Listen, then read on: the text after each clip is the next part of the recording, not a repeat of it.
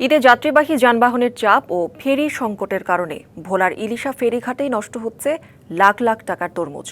৩ থেকে ৪ দিন অপেক্ষা করেও ফেরিতে উঠতে না পেরে গুনতে হচ্ছে লোকসান। ২-১ দিনের মধ্যে এই সমস্যার সমাধানের আশ্বাস দিয়েছে বিআইডব্লিউটিসি।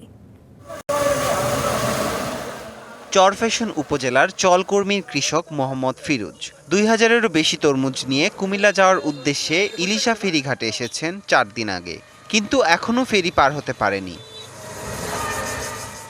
গরমের মধ্যে ঘামেই নষ্ট হয়ে গেছে অধিকাংশ তরমুজ।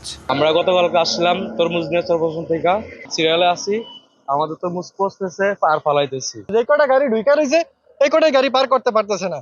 তরমুজ চাষের কারণ কি অবস্থা, খুবই বাজে পরিস্থিতির ভিতরে যাইতেছে তরমুজ চাষারা। ঈদে যাত্রীবাহী যানবাহন ছাড়া অন্য কোনো গাড়ি উঠতে দেওয়া হচ্ছে না ফেরিতে। কয়েক কিলোমিটার জুড়ে তৈরি হয়েছে পণ্যবাহী ট্রাকের সারি। ইলিশা ঘাটে আসছে বর্তমানে, এখানে প্রচন্ড ভিড় আছে। প্রথম লঞ্চে যাইতে পারিনি, দ্বিতীয় লঞ্চে যাব। লঞ্চে উঠতে কষ্ট হয়েছে, মানুষের দাম খুব বেশি, লঞ্চ হওয়া যাচ্ছে না। যেটা প্রচুর ভিড়, এটা তো আমরা উঠবো না, পরে যদি আসে খালি হলে তাহলে যাবো।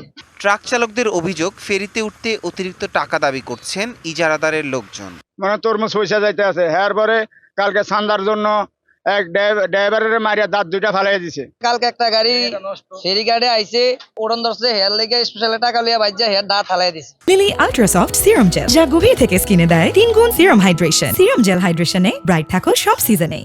ঘাট কর্তৃপক্ষ বলছে, ঈদের পর যাত্রীবাহী বাসের চাপ বেশি থাকায় তাদের অগ্রাধিকার দেওয়া হচ্ছে। পাশাপাশি নাব্য সংকট ও একটি ফেরি বিকল থাকায় সংকট আরও বেড়েছে। এখানে স্বাভাবিক অবস্থা আমাদের পরিবহন থাকে 6টা থেকে 7টা, সেখানে আজকে পরিবহন প্রায় 30টা। আমরা পালন করতে পারি 100 গাড়ি, গাড়ি আসছে 150 গাড়ি। এই যে 50 টাকা অতিরিক্ত কারণে এই যানজটটা সৃষ্টি হয়েছে।